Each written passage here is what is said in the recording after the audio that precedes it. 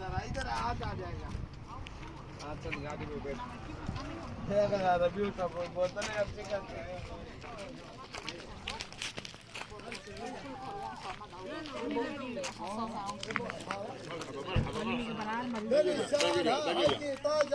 Banjirial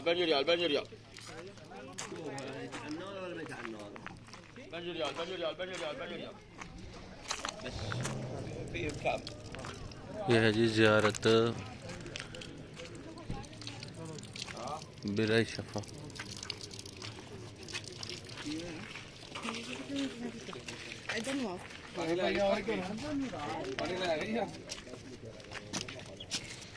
भाई सोयाब भी बना दे बंद कर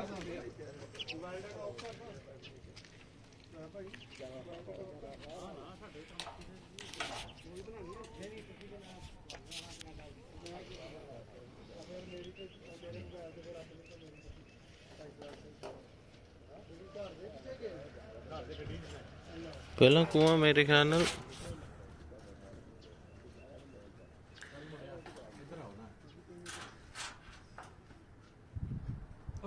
पहला कुआं ਉਹ ਛੋਟਾ ਸੀ ਉੱਤੇ ਫੇਰ ਤਾਂ ਕੀਤਾ ਗਿਆ ਬਣਾਇਆ ਗਿਆ ਉੱਚਾ ਹਨਾ ਕਿੱਥੇ ਤੱਕ ਉਹ ਜਿੱਥੇ ਕਿਨਾਰਾ ਹੈ ਉਹ ਜਿੱਥੇ ਥੱਲੜਾ ਕਿਨਾਰਾ ਹੈ ਜਿੱਥੇ ਪੱਥਰ ਕੱਟ ਕੇ ਬਣਾਇਆ ਐ ਪੱਥਰ ਲਾ ਕੇ ਤਾਂ ਉੱਚਾ ਕੀਤਾ ਗਿਆ ਹੈ।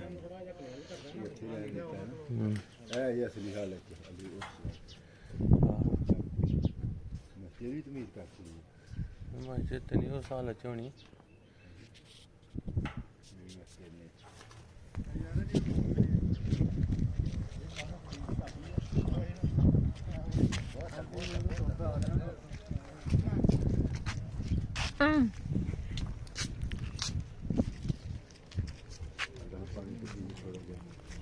पियो जितना मर्जी पियो।